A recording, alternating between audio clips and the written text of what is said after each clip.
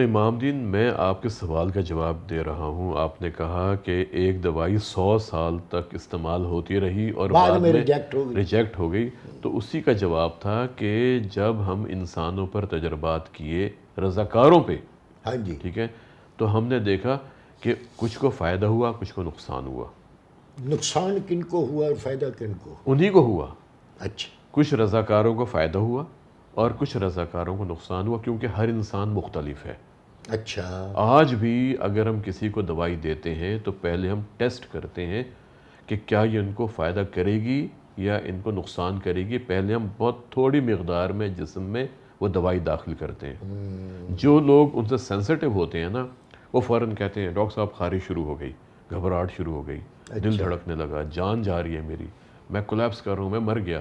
ہم فوراً دوائی روک دیتے ہیں. یعنی اس دوائی کی وجہ سے جو جسم میں ریئیکشن ہوا تھا، ہم پھر وہ ادویات دیتے ہیں جو اس ریئیکشن کو کنٹرول کر دیں. پھر یہ وقت بتاتا ہے امام دین کہ جو دوائی ہم نے استعمال کروائی مریضوں میں، ان میں سے کتنے لوگ جن کو فائدہ ہوا، زیادہ فائدہ ہوا، زیادہ تعداد میں فائدہ ہوا، پھر ہم دوائی چلنے دیتے ہیں.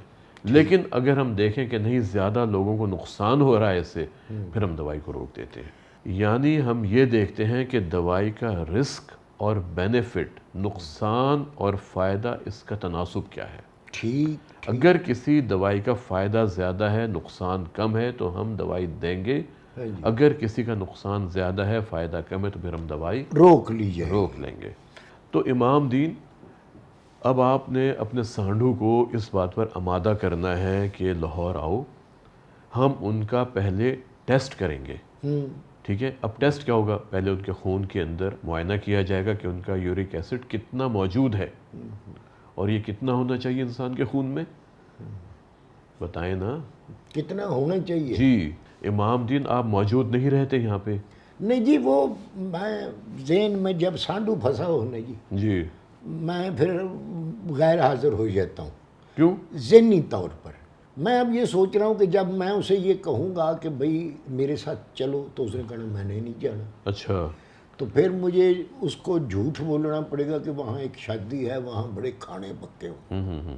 تو اس لالچ میں وہ میرے ساتھ آ جائے گا اور میں آپ کے پاس لے آؤں گا اس کو. یعنی آپ یہ کہیں گے کہ شادی پر کھانے ہیں، وہاں پہ گوشت بہت زیادہ ہوگا، بکرے کا گوشت ہوگا. ہاں جی، تو دال والی شادی تو ہوتی نہیں ہے جی. اچھا. لیکن میرا یہ خیال ہے امام دین، اب لوگوں کی طرف توجہ کرنی چاہیے، کیا؟ سادگی کی طرف. دیکھیں جی، یہ اب وہ جو ہوا ہے جی کووڈ جس کو کہتے ہیں جی، اس دوران جتنی شادیاں ہوئی ہیں وہ تو سادگی میں کر لوگوں نے. اب لوگوں کو چاہیے کہ اسی چیز کو ایک سٹینڈرڈ بنا لیں. بالکل کہ جی اسی طریقے سے شادیاں کرنی ہیں. بے شک. دیکھیں، جو روٹی کھلانی ہے اور بعد میں یہ سننا کہ کھانا اچھا سی مگر گوشت گلیا ہوا نہیں سی، یا یہ سننا ہے کہ جی نمک تیز تھی، یا یہ سننا ہے کہ چاول جو تھے وہ نویں تھے، پرانے نہیں تھے، اور وہ لگے ہوئے تھے، جل گئے تھے. ایسی باتوں سے پرہیز کریں. جو آپ لوگوں کو کھلانا چاہ رہے ہیں اور ان کی باتیں سننا چاہ رہے ہیں، وہی اپنے دھی پتر کو دیں، وہ اپنی زندگی میں اس کا کوئی بہتر استعمال کریں. بہت بڑی بات ہے امام دین، اور یہی سادگی ہے. میں آپ سے کہتا ہوں نا کہ سادگی، آپ نے مجھ سے کہا سادگی کیا ہوتی ہے؟ سادگی نہیں یہی سر، ہے. وہ میں نے ایسے مذاق کیا تھا. میں تو خود نمونہ ہوں سادگی کا. آپ نے کبھی مجھے گوٹے والا غرارہ پہنے دیکھا؟ کبھی پہن کے آئے؟ نہیں. میں کیوں پہنوں؟ جو میرا لباس ہی نہیں ہے وہ میں کیوں پہنوں؟ گوٹے والا کرتا پہن لیں آپ. نہیں، دیکھیں یہ آپ مذاق کر رہے ہیں میرے ساتھ. امام دین، میں نے آپ کو پہلے بتایا تھا کہ خون میں یورک ایسڈ کتنی مقدار میں موجود ہونا چاہیے. جی مجھے کچھ یاد ہے، مگر میں نے کوئی ڈاکٹری تو کرنی نہیں ہے جی. ڈاکٹری نہیں کرنی، لیکن علم تو ہونا چاہیے نا. وہ میرے خیال سے آپ نے کوئی 6 سے کم بتایا. شاباش، بہت اچھے بہت اچھے. مگر میں اگر کسی کو کہوں گا کہ یہ یورک ایسڈ جو ہے 6 سے کم ہونا چاہیے، وہ کہے گا تو اس کو کیسے پتہ؟ آپ کہیں میں پروگرام کرتا ہوں. میں پولوگرام تو میں کرتا ہوں، وہ مجھے کہیں گے تمہارے پاس لائسنس ہے، تم نے ڈاکٹری کی ہوئی؟ امام دین یہ باتیں جو علم ہم حاصل کرتے ہیں نا، اس کے لیے ضرورت نہیں ہے کوئی آپ نے جا کے پریکٹس تھوڑا کرنی ہے تاکہ مجھے وہ جعلی ڈاکٹر کے چکر میں پکڑوا دے۔ امام دین وہ اس وقت پکڑوائیں گے جب آپ وہاں جا کے لکھیں گے ڈاکٹر بھائی پھیرو عرف امام دین۔ نہیں تو میں کیا لکھوں کہ جوتشی لکھ دوں میں پھر؟ تو کچھ بھی نہ کریں نا آپ، ہاں جی۔ آپ کو کون کہہ رہا ہے کہ آپ جا کے پریکٹس کریں؟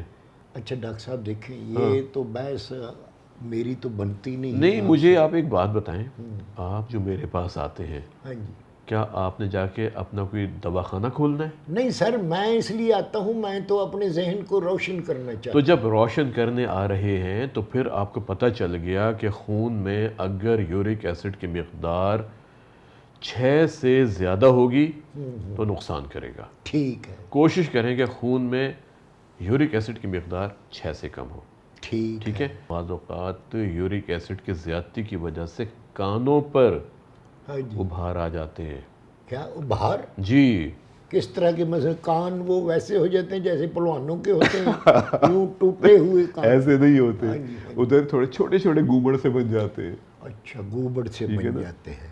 ڈاکٹر صاحب مجھے یہ بتائیں جی، کہ جس کا یہ ڈکلیئر ہو جائے کہ جی اس کو یورک ایسڈ ہے، جی، اس کو دہی دودھ استعمال کرنا چاہیے؟ دہی دودھ بالکل استعمال کرنا چاہیے، لیکن میں آپ کو بات بتا رہا تھا اس گومڑ کی۔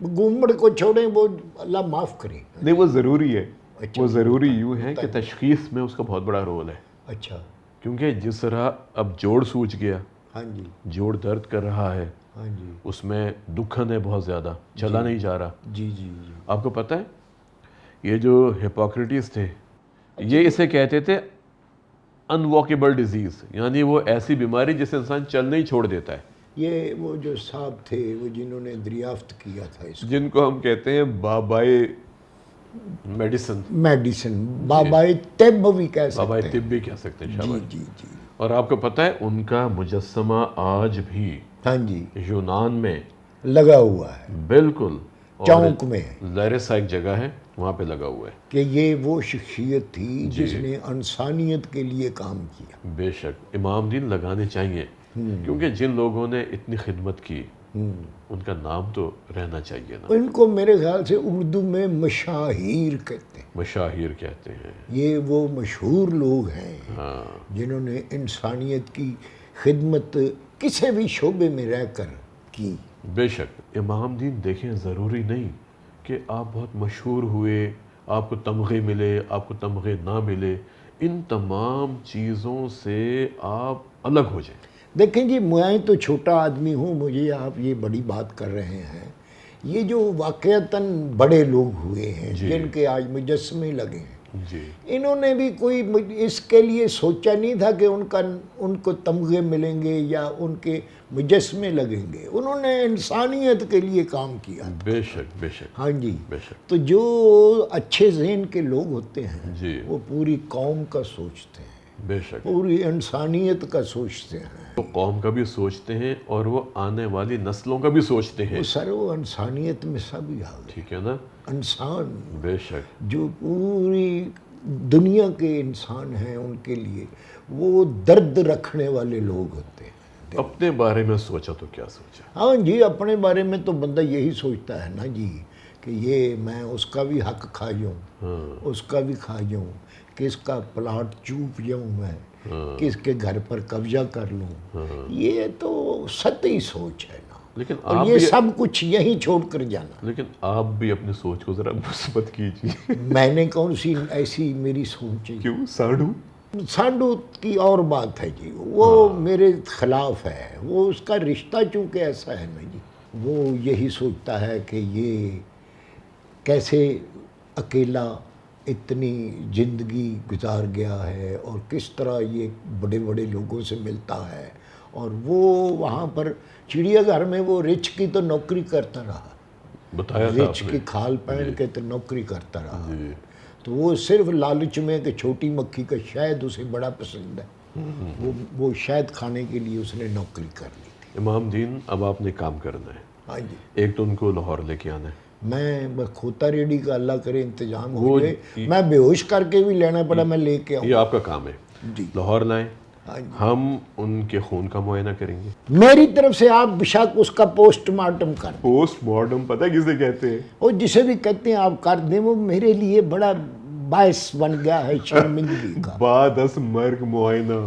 مرنے کے بعد جو معائنہ کیا جاتا ہے اسے پوسٹ مارٹم کہتے ہیں. ڈاکٹر صاحب وہ میری کوئی بات تو مانتا نہیں ہے، اس کے میں بھلے کی بھی بات کروں نا تو آگے سے میرے ساتھ تنگڑ پڑتا ہے. اچھا چلے، خون کا معائنہ ہو گیا، جی اس کے بعد ان کا ایکس رے ہوگا، ٹھیک ٹھیک ہے، پھر ہو سکتا ہے ہمیں الٹرا ساؤنڈ بھی کرنا پڑے، ٹھیک. ٹھیک ہے، اور پھر خاص قسم کے ہوتے ہیں وہ سکین جم کرتے ہیں. مطلب سارا ہی ریکنڈیشن کرنا پڑے گا اس کو. ریکنڈیشن تو بعد میں کریں گے، پہلے تشخیص کریں گے. ہاں جی کہ کیا کتنا کام اس کا ہونے والا ہے جی، مرمت کا. کیونکہ شوگر کا مرض انہیں لاحق ہے. کہ وہ ساری باتیں آپ بجا سمجھتے ہیں. آپ نے چیک کر کے مجھے بتا دینا ہے کہ اس میں کون کون سے پرزے نئے ڈلنے والے ہیں اور کون سا اس کی مرمت کا کام ہے.